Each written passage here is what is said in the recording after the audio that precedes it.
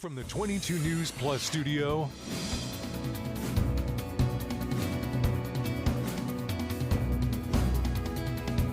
this is 22 News in Focus with Patrick Berry. Hello, everyone, and welcome to today's edition of In Focus. I am your host, Patrick Berry. We're here in the 22 News Plus studio, and today we're talking about your dinner table, your breakfast table, your lunch table, your restaurant visit, or whatever it might be that includes food, because it all happens because of bees. And joining me today across the desk is Nate Sperry. He's with the Hampden County Beekeepers Association. Nate, thank you so very much for joining me. We have had this conversation a handful of times in different venues, whether it was over on my time on Mass Appeal or when I had my old Westfield News radio show. The importance of bees. And I say that at the start that, it's your breakfast table, your lunch table, your restaurant visit, whatever it might be, but bees play an important role, right? Yeah, they sure do, Patrick. Thanks for, number one, for having us on behalf of the Hampden County Beekeepers. Thanks for having us on the show. Honeybees are really important to our food table, to our food supply.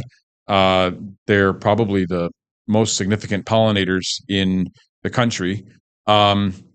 And it's interesting because a lot of people don't realize that bees actually migrate all over the country at the hands of beekeepers. Who bring them from place to place to do pollination work. And they say about a third of our food supply is pollinated by honeybees. And the reason why we can do that is because they're number one, they're in hives, boxes that can easily be transported. They're available in large numbers. And they can be relocated, and then they fly around. We call it an orientation flight, and they can circle around a hive for a few minutes, and then they know that that's home. And then if you come back that night and pick them up and move them as long as the distance is more than a couple of miles away, they'll do that same process again, reorient to a new spot, and then they recognize that as home.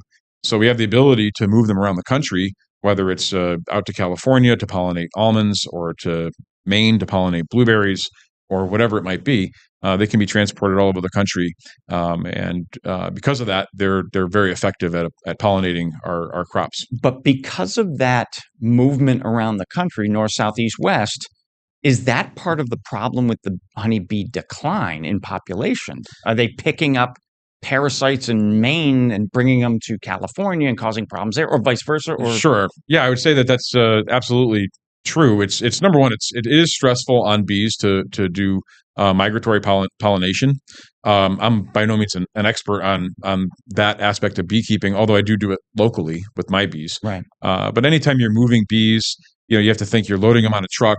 They might be trucked across the country, and it might be say it's 2 days or 2.5 days, 3 days. There's a natural stress with that. Temperatures rise and perhaps fall. There's they don't have the ability to access water and pollen and nectar during that time. So it is stressful on a hive. In fact, we even notice, like, when we move beehives around, even just locally, those bees are just a little bit more grumpy sometimes than the backyard bees that someone might have as a grumpy, Nate. As a hobby. A hobbyist, right. You go into their hives that don't move, and they're usually a little bit more docile to work with. But the ones that we move are a bit grumpier. So during your time working with bees here in Western Massachusetts, have you personally seen the amount of bees drop?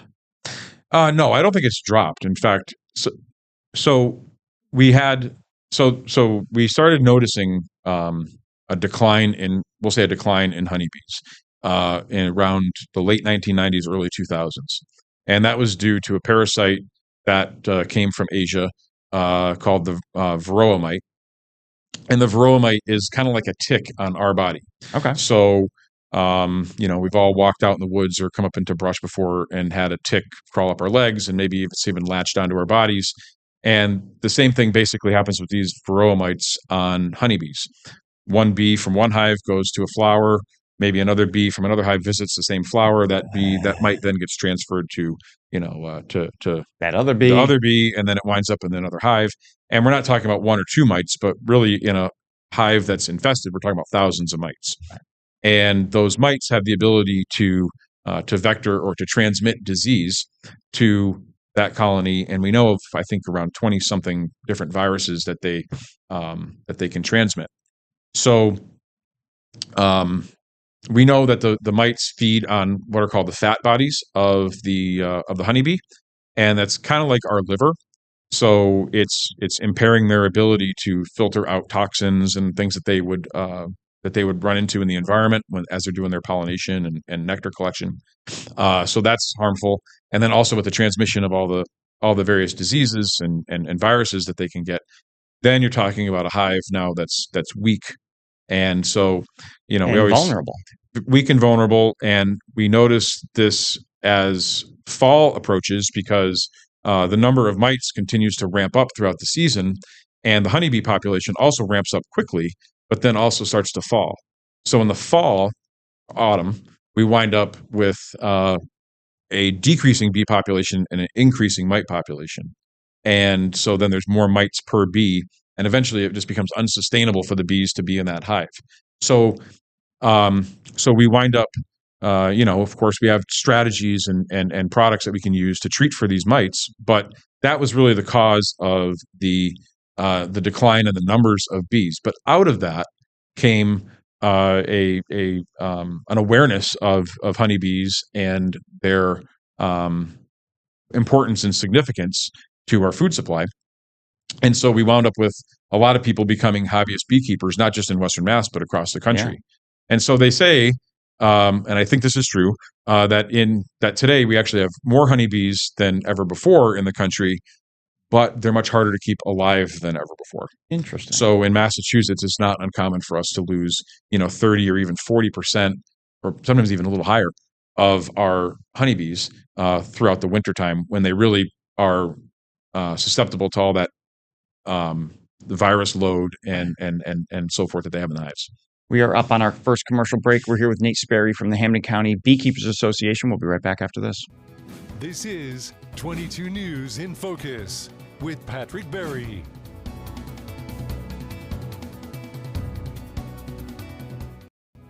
This is 22 News in Focus with Patrick Berry.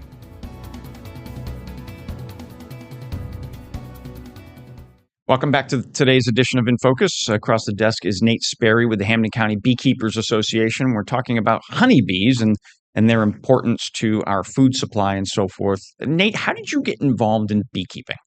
Yeah, in the early 2000s, I kind of, was a young man, got established and settled down, and my grandfather's brother, his name was Wesley Sperry, was a beekeeper. I'm just a country guy and lived in Westfield and always enjoyed and had fond memories of going up to his property and riding mini bikes as a kid and playing on the old. He had all the toys, and the bees, the old payloader that he's going to get to fix someday, and that sort of stuff. And he passed away in the 90s, and I decided I wanted to keep that in my family, and so I asked the family if I could go up and take his beekeeping stuff. I knew nothing about beekeeping. I subscribed to a magazine called Bee Culture, which is a kind of a heavy science magazine. Doesn't really necessarily take you from like, hey, step one and then step two. Right. It was just kind of information. And so I started that way and started with 2 hives and then went up to 4 the next year, I think. And then I went up to 10 the year after that and so on. And so now I'm up to, anywhere between 50 and 100 hives per year, depending on how the year's going and what time of the year we're in. So let me ask you, the box that you have with you, right? If you could back up a second and hold it up, that is basically a hive, right? It's the size of a hive. Yeah, that's the size of what we call an 8-frame hive. We have 10-frame hives as well. This one is it looks like a milk crate, basically. Yeah, and you would have 2 of these stacked on top of each other, and they'd be full of bees. In June or May and June, we have about maybe 60,000 bees in a colony. And so this one is a teaching colony. It has these wooden frames in it that have pictures, but the frames look something like this.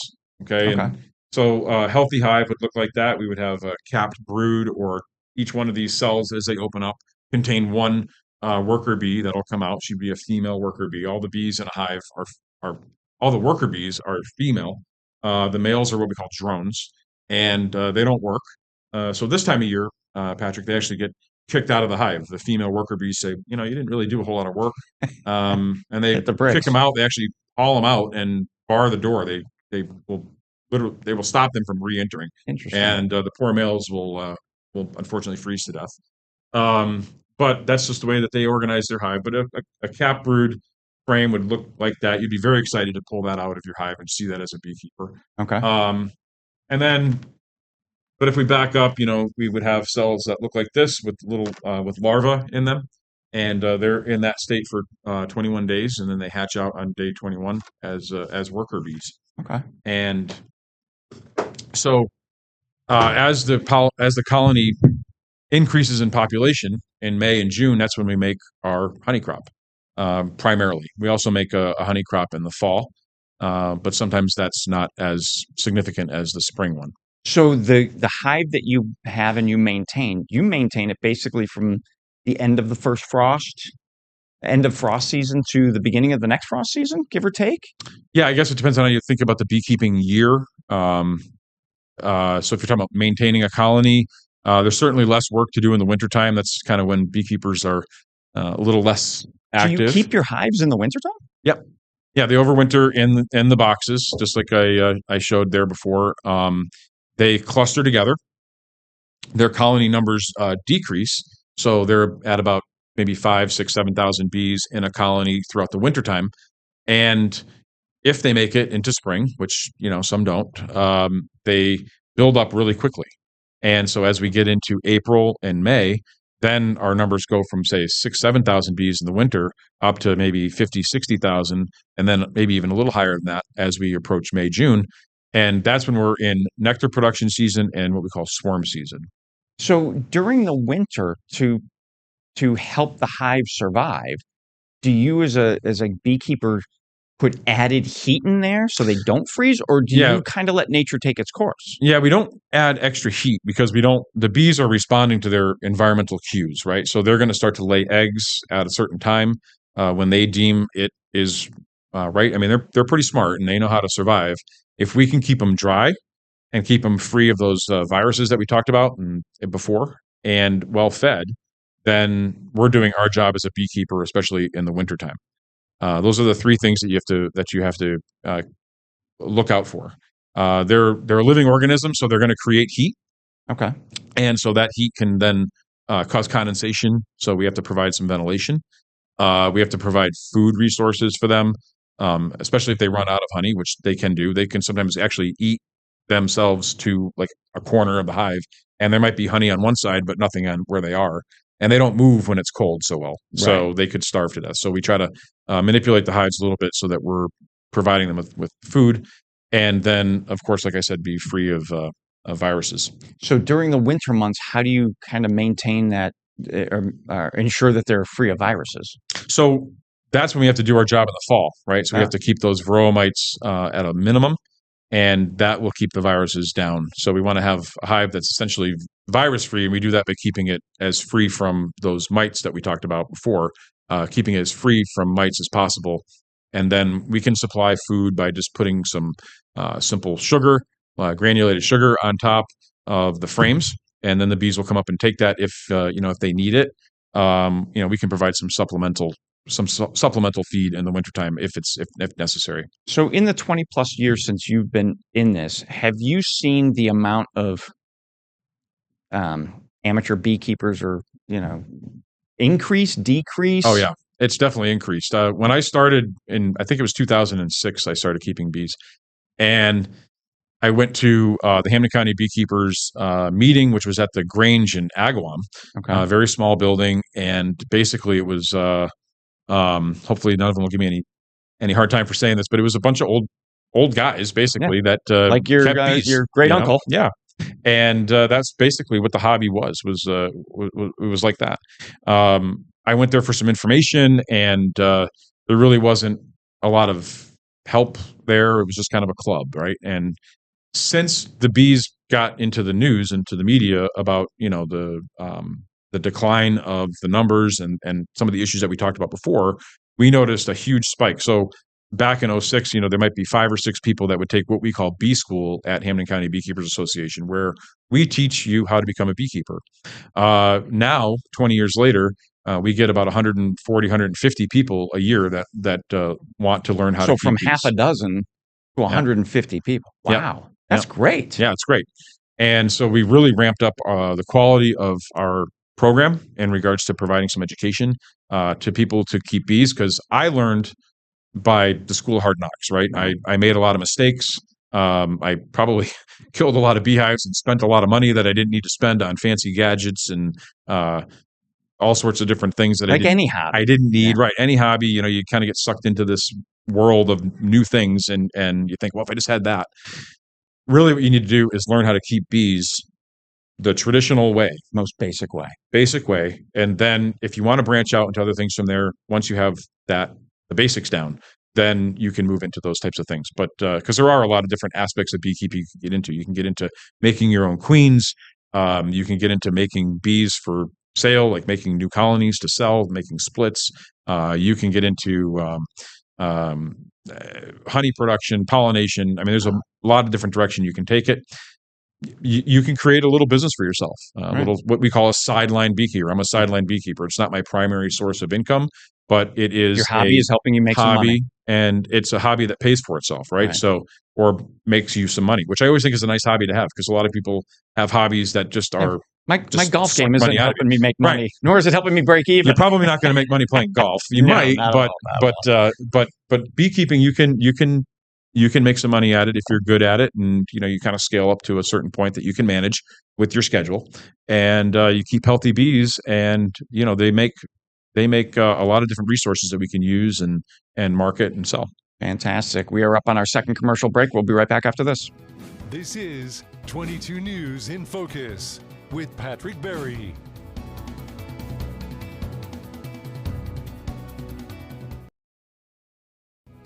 This is 22 News in Focus with Patrick Berry.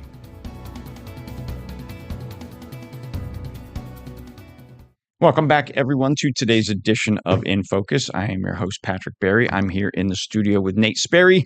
He is with the Hampden County Beekeepers Association. Nate, I want to thank you so very much for joining me today. That's not the right camera angle. That one is. There we go. Thank you very much for joining me. We're talking a lot about the importance of bees in our everyday lives and the importance of the Hampden County Beekeepers Association. So, Nate, I do want to talk a little bit, touch on what we talked about a little bit before about the hobby and how it can make you money. Everybody thinks you guys are, pumping out honey like there's no tomorrow. But I was reading this stat, and I want to pull it up on the screen for everybody. It takes approximately 2 million flowers to make a single pound of honey. Right? Do bees go to any flower? No, they don't go to any flower. They have certain plants are really good at producing nectar. And so in our area, we have plants like Russian olive. I've never even heard of that. Yeah, I didn't buy that at my local farm in the springtime. If you drive up 91, all along the side of the road, they're one of the first plants to flower in the spring. So they have like a silvery kind of foliage and white flower. So that would be one plant. Another one is black locust trees. Mm-hmm. Another one would be goldenrod in the fall that we get now this time of year. Asters. Purple loosestrife is a plant it's an invasive plant that grows in wet areas, but you see it usually in August, that type of thing. So what you haven't there's listed, certain plants that produce a lot of nectar. Clover. What you haven't talked about is, rose bushes, mums, gladiolas, nothing, petunias, marigolds. None of that. No. So even though we're putting these very colorful, what we think are colorful that attract the bees, those plants out in our gardens, right? They look good, but they're not really helpful to the bee population. Right. Yeah, there are certain perennial plants you can plant that are, of some benefit. But, we were talking about the quantity of plants that it takes just to produce a pound of honey. A pound of honey 2 million is, you're never going to plant that many in your yard. Right. I always say the best thing you can do, actually, if you want to support bees and beekeeping, is number one, become a beekeeper. And if you don't want to become a beekeeper, then find a local beekeeper that you can purchase their honey. right? Because we Okay. do this hobby, and it's not cheap for us. I mean, Right. there's an expense to keeping bees every year, like any business, like any hobby, and we appreciate it when people buy our product. So the next time you're at the supermarket, and there's a mass-produced honey, Or a local think honey. twice and Yeah. find someone who's local. There's lots of beekeepers in our area. Our club represents a couple hundred beekeepers in Hampden County. And I'm glad you segued to that, because I do want to talk about the Hampden County Beekeepers Association. You said years ago there were 6 people, half a dozen people, maybe 10 people in bee school. Now you guys have well over 100 people each year. Yeah. How does somebody attend bee school? Yeah, so the easiest way is just to go to our website, which is www.hcbee.org, and there's a link there to sign up for bee school.